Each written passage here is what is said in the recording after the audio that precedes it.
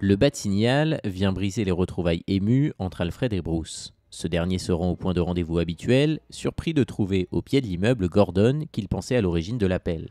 Finalement, les deux hommes y découvrent Catwoman, tenant en joue Kenzie. Elle leur fait écouter sur son téléphone, enfin retrouvé, le message d'horreur laissé par Annika dans lequel on entend clairement le flic ripou étrangler à mort la jeune femme sur ordre de Falcone. He said you gave some information and some drop sting, and that's how he became mayor. He said you were a very important man. Right.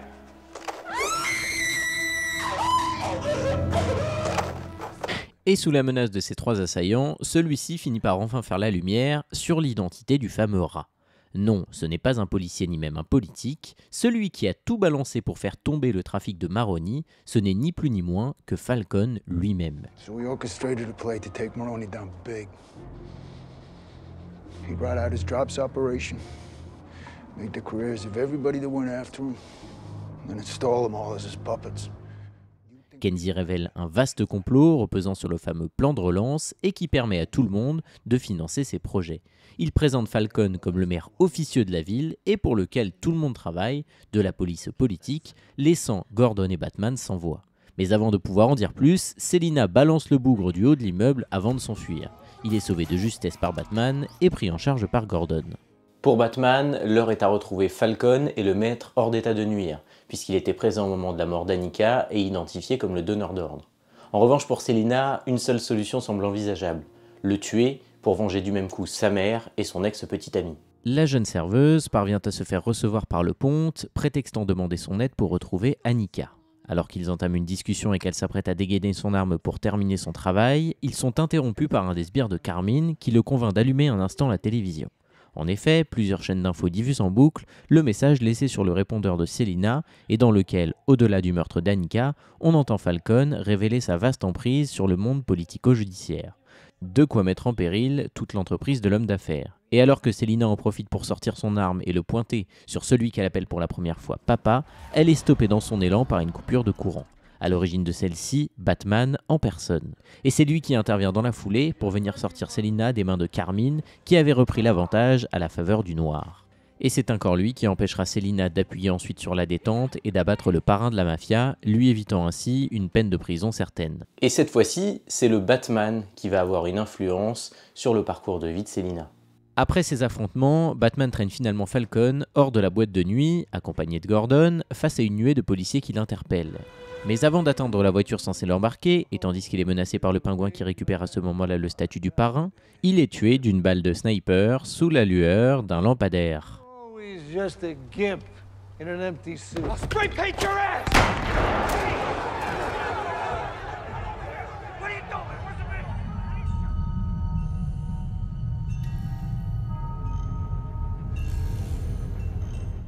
Parce que oui, ça y est, le rat a été conduit à la lumière. La police et le Batman ne tardent pas à trouver l'origine du tir, et avec la planque du Riddler. Et ici, le film entre finalement dans son dernier acte, une fin qu'on aurait pu imaginer voir arriver plus tôt.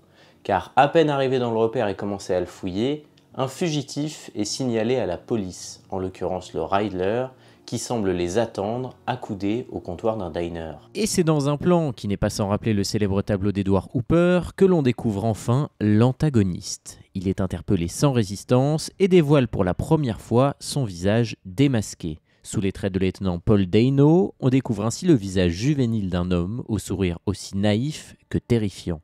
Un contraste saisissant avec son masque et la voix grave qu'il laissait entendre dans les vidéos transmises à la police et aux médias. Une autre réussite de casting, dont le sans faute, il faut le dire, est absolue. Une fois sous les verrous, retour à la planque du criminel. Les policiers s'appliquent minutieusement à relever tous les potentiels indices. Ils passent au peigne fin une pile infinie de documents manuscrits, d'engins de torture et autres morceaux de journaux soigneusement découpés et accrochés au mur. Et tandis que le Batman trouve dans une cage une chauve-souris, perdue au milieu des rats, et avec elle une ultime carte qui lui est destinée, il sent soudain qu'une piste semble avoir été creusée. Mais pas par la police, non, par le Riddler lui-même. Une piste qui semble conduire à son nom. À peine le temps de comprendre que peut-être son identité est compromise, que Gordon l'informe que le Riddler demande à le voir au parloir. Pour le Batman, la fin semble cette fois inéluctable et il prend soin avant de quitter la pièce de rappeler à son meilleur allié qu'il est un bon flic. You're a good cop. Et nous voilà donc enfin au face-à-face. Après plus de 2 heures de film, les deux antagonistes se retrouvent l'un en face de l'autre dans la cellule du Riddler. Dans un premier temps, le justicier masqué reste dans le noir, loin de la vitre qui le sépare de son adversaire. Et il frémit quand il entend celui-ci prononcer avec insistance le nom de Bruce Wayne. Après avoir jeté un œil à la caméra de surveillance, constatant qu'elle enregistre bien la conversation, le regard du Batman s'assombrit. Cette fois, c'est la fin et il n'y a plus d'issue. Car si son identité est révélée, c'est bel et bien la fin du Gotham Project. Et le Riddler continue encore et encore de murmurer le nom du milliardaire, faisant un amer parallèle entre les deux orphelins. Car lui aussi il l'est. Mais lui n'a pas eu la chance de vivre avec assez de moyens pour survivre. Alors il refuse ce statut au fils de Thomas Wayne. Il le pointe du doigt, lui et tous ceux qui ont osé le plaindre. Ceux-là même qui l'a tué et dénoncé dans ses exactions. Bruce Wayne est finalement le pire d'entre eux. Et tandis qu'il continue ses élucubrations et que de son côté le Chevalier Noir semble prêt à accepter la fin du jeu, voilà que le Riddler conclut son récit d'une phrase péremptoire.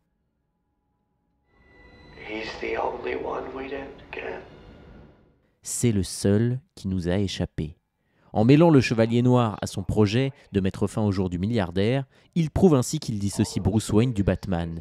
Il ne connaît donc pas son identité. Et pour cause, il n'a jamais cherché à la connaître. Il le confirme lui-même lorsqu'il s'amuse de ceux qui veulent savoir qui se cachent sous leurs masques respectifs, alors même qu'il affirme qu'ils ne peuvent pas être plus eux-mêmes que lorsqu'ils le portent. Imparable et déroutant. Et voilà encore un nouveau point sur lequel Matt Reeves vient cueillir le spectateur et envoie notre héros sur une fausse piste. C'est d'ailleurs intéressant de noter cette séquence avec celle de la révélation sur son père, vue plus tôt. Ici la mécanique est la même et ça va même encore plus vite, mais la séquence le justifie davantage. Mais ce qui nous intéresse ici, c'est le fond de l'affaire. Et il y a de quoi, car la question de l'identité secrète est au cœur de toutes les constructions de super-héros. Bien qu'ici il ne possède pas de super-pouvoirs qui vont avec, sauf à considérer le portefeuille en tant que tel, ce double visage est tout aussi central. Une fois de plus, le réalisateur de Cloverfield prend le contre-pied des usages éculés en faisant le pari de prendre cette question sous l'angle inverse. L'identité principale est bien celle du héros ou du vilain masqué, pas celle qu'il cache derrière. Les mots du Riddler vont en ce sens, mais tout le film aussi. À ce stade, il me semble opportun de rappeler un fait que j'ai évoqué rapidement en début de vidéo. Il s'agit d'un film Batman, et c'est autour de lui que tout est construit dans cette histoire. Sa présence à l'écran atteint facilement les 2/3 des séquences, chose rare pour le personnage dans ses précédentes adaptations. C'est lui que veut raconter Matt Reeves, pas Bruce Wayne. C'est donc intelligemment qu'il renverse la question de l'identité en faisant de Batman la face principale de la pièce et non pas le pile. Et c'est ici un nouveau moyen de creuser son propre sillon et de faire un pas de côté avec les autres réalisateurs. Définitivement, Matt Reeves a ses intentions, sa vision du Batman, et c'est avec ce genre de détails qu'il vient solidifier sa proposition et la structure de son récit. Une fois la fausse révélation dénouée, il reste tout de même au Batman à comprendre pourquoi. Pourquoi avoir voulu lui parler à travers ses lettres sur chaque scène de crime et maintenant depuis sa cellule? Pourquoi ce face-à-face si ce n'est pour révéler son identité dont on comprend finalement qu'il se moque?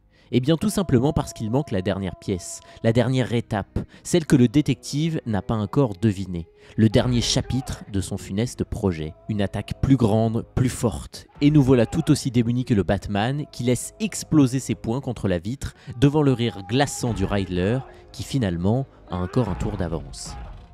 C'est donc un retour à la case départ pour notre héros, mais cette fois-ci depuis le point de vue de celui qui a tout manigancé en se retrouvant dans sa planque. Une ultime escapade nocturne du Batman, qui bien que surpris par un policier de garde, entame des recherches dans les scellés. Et c'est le même flic qui va donner l'ultime signification à l'un des tout premiers indices évoqués dans le film. L'outil qui a servi à tuer le maire n'est pas n'importe lequel. Précisément, il s'agit d'un outil qui sert à soulever la moquette, comme celle qui recouvre le sol du repère du vilain.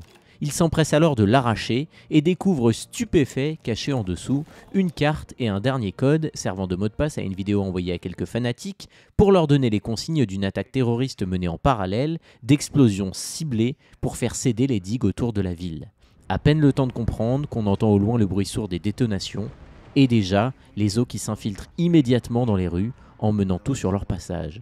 Tout Gotham est alors enfermé dans un Gotham Square Garden, devenant ainsi la cible facile des terroristes, postés sur les infrastructures techniques et qui attendent patiemment le début du discours de la maire fraîchement élue. Le plan funèbre est absolument parfait, car tout le monde se pense à l'abri avec le Riddler sous les verrous, alors que celui-ci a finalement encore un coup d'avance. Avant qu'il n'arrive dans l'auditorium, en prise à la panique avec les eaux montantes, celui-ci est déjà en proie aux tireurs. La première cible, qui n'est autre que la nouvelle maire tout juste élue, est touchée avant d'être évacuée de la scène par Gordon lui-même. Avant de déclencher le reste de la tuerie de masse qui se profile, la dizaine de terroristes est alors surprise par l'arrivée spectaculaire du Batman.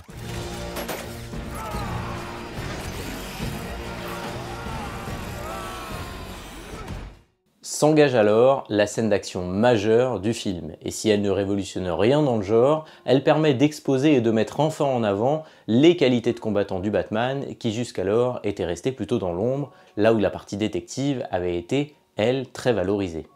C'est dans une scène parfaitement chorégraphiée que le détective se présente enfin en combattant aux yeux des spectateurs. Après avoir éliminé quelques sbires armés, en usant tantôt de ses poings et tantôt de ses gadgets, ce dernier se retrouve cependant dans une posture pour le moins délicate, sa vie ne tenant plus qu'à la force de sa main qui le retient du vide, et le tout avec un fusil à pompe appuyé contre sa tempe. C'est ce moment que choisit la jeune Catwoman, alors cachée jusqu'alors, pour sortir les griffes et du même coup le héros de cette mauvaise posture. Et tandis qu'il se croit sauvé et échange un baiser, et que le Batman, blessé d'une balle, se laisse aller à un évanouissement, la chapardeuse est attaquée dans le dos par un dernier homme masqué. Le Batman, totalement affaibli, utilise alors un mystérieux liquide vert qu'il s'injecte à travers son costume. Peut-être des restes d'un produit venant d'un autre super mutant, au hasard un super mutant qui fait du catch et qui porte un masque. Mais bon, ça, on le saura peut-être dans les suites. Et en attendant, l'effet lui est immédiat et Bat Pattinson se rue sur l'assaillant de Zoe Kravitz et lui fracasse le visage. Il est stoppé dans sa colère par Gordon qui évite à son coéquipier de briser sa fameuse règle. Et alors qu'on croit enfin la situation sous contrôle, l'effondrement des structures vient menacer d'une hydrocution géante tout le public. Un immense câble électrique menace de venir toucher la surface de l'eau qui recouvre tout l'auditorium et tuer ainsi au passage tous les citoyens s'y trouvant. Le Batman nous offre une dernière acrobatie pour venir s'accrocher au câble avant de le couper à l'aide de son symbole qu'il détache de son costume et transforme pour la deuxième fois du film en lame contondante. Encore une belle trouvaille. Si l'on craint un instant un choc trop violent pour le Caped Crusader, on est rassuré en le voyant émerger des eaux. Et rapidement, sur un fond de musique grandiose, il vient porter secours à tous ceux bloqués dans les décombres. Le fils de l'ancien maire d'abord, la nouvelle maire ensuite. Pour la première fois, le Batman ne fait plus peur. Le Rouge vient habiller la scène, qui n'est pas sans évoquer un guide suivi par ses disciples, grâce à une fusée de détresse qu'il porte haut comme un point de repère dans l'obscurité. Un plan iconique de plus. Le final est définitivement à la hauteur des attentes. Enfin vient l'épilogue qui reprend exactement la même construction narrative que le prologue avec Bruce Wayne en voix off. Et il insiste sur l'évolution du personnage si cher à Matt Reeves. Le Batman fait alors face à la réalité. Il observe l'amer constat de son empreinte qui n'est pas celle qu'il espérait et remet enfin en cause son combat vengeur. Et il explore pour la première fois l'idée d'incarner un espoir plutôt qu'une menace. Ce chemin est reflété par la main de cette survivante qui s'agrippe à lui quand il la dépose dans la civière des pompiers. Du civil apeuré dans la première scène où le Chevalier Noir apparaît, on passe ainsi à ce geste d'affection instinctif de celle qui l'a sauvé. Et on peut saluer à nouveau ici que le film ose poser la question de la justesse du combat de Bruce Wayne. Peut-il simplement être juste ? La réponse semble évidente et c'est évidemment non. Car ici, le bilan est sans appel. Après 3 heures de film, soit 6 jours dans la temporalité de nos personnages, le bilan est sans appel et clairement il n'est pas bon. Car ils ont tous échoué et Batman en tête. Même s'il a sauvé les habitants d'une mort certaine, la réalité est terrifiante. La ville est sous l'eau, au sens propre comme figuré, bâtie sur un système qui dysfonctionne et désormais raccrochée à la main d'un homme déguisé en chauve-souris. L'échec est collectif autant que personnel. Personne n'a vraiment réussi à faire ce qu'il fallait pour se sauver. Au mieux, ils ont juste survécu. On peut d'ailleurs y voir ici un écho évident à certaines œuvres qui ont inspiré le réalisateur. Après un rapide détour par la case Arkham, où l'on devine derrière une porte de cellule le visage creusé d'un clown fatigué, alors en pleine discussion avec le Riddler, le tout dans une scène aux allures de scène dite post-crédit dont les blockbusters du genre sont très friands et dont l'intérêt ici laisse songeur, le film se conclut avec les ultimes retrouvailles entre le Bat et la Cat. Devant la stèle de Marina Kyle, le Chevalier Noir surprend la jeune femme costumée. Si celle-ci tente de le convaincre de partir avec elle, elle n'insiste que peu lorsque le bat-signal transperce le ciel. Comme elle le résume si bien, l'homme est déjà pris et pas encore prêt à abandonner son projet. Les deux se suivent alors dans un ultime jeu de chat et de la souris, montés sur leurs deux roues, avant de partir chacun de leur côté, marquant symboliquement la croisée des chemins de deux héros prenant des routes finalement différentes. Ne reste plus qu'une seule question, vers quoi chacun se dirige. Et c'est ainsi que se conclut The Batman. Après 3 heures d'une histoire lente, dense et prégnante. Il réussit à se détacher de ses ancêtres, avec une approche beaucoup plus directe autour de son personnage, et surtout en faisant débarquer le spectateur dans un univers déjà établi. C'est intéressant de constater que, à l'issue de ce film, les personnages ont évolué et sont arrivés à un nouveau stade de leur maturité. Ça nous promet également une suite avec cette fin ouverte, une fin sur des bases chaotiques qui nécessitent une reconstruction à tous les étages. Et déjà, on peut se demander à quoi ressemblera la suite de The Batman. Alors, que retenir de ce The Batman ? Pour ma part, je termine cette analyse avec des sentiments aussi divers qu'ancrés. Mais il est une chose de certaine, j'aime profondément ce film. Parce que je l'ai vécu comme une expérience, celle de la pluie et du sang, invisible et pourtant si présent, dans une ville rouge et sombre où transpire l'inquiétude. Une expérience qui, à mes yeux, retranscrit à la perfection l'idée que je me fais du héros que je chéris depuis mon enfance. The Batman n'est pas un film parfait, c'est évident, mais il est à mes yeux la meilleure représentation de ce héros qui n'en est pas tout à fait un. Il retranscrit avec précision l'ambivalence de ce personnage, sans doute aussi dangereux et fou que ceux après qui il court. Le Batman ne fera jamais l'unanimité, non, et il ne le doit pas. Matt Reeves semble avoir compris ça, et il a tout fait pour le rendre tout aussi proche que distant du spectateur. Je n'aimerais pas vivre dans le Gotham poisseux, tout comme je ne voudrais pas qu'un type costumé en chauve-souris fasse sa propre justice la nuit dans les rues. Et pourtant, je suis fasciné. Et déjà, j'attends avec énormément d'impatience la suite de cette histoire, de cette chute. Je veux savoir comment il va tourner. Mal, sans doute. Comment pourrait-il en être autrement de toute façon ? Mais je veux que ce soit ce Batman-là qui franchisse la limite, celui qui se reflète dans les yeux de Matt Reeves. J'ai lu récemment que Greig Fraser avait re-signé pour le tournage du second opus, qui devrait débuter au début de l'année 2024. C'est déjà une raison suffisante pour replonger. Replonger dans Gotham, replonger dans le masque, et replonger dans la folie. Peut-être.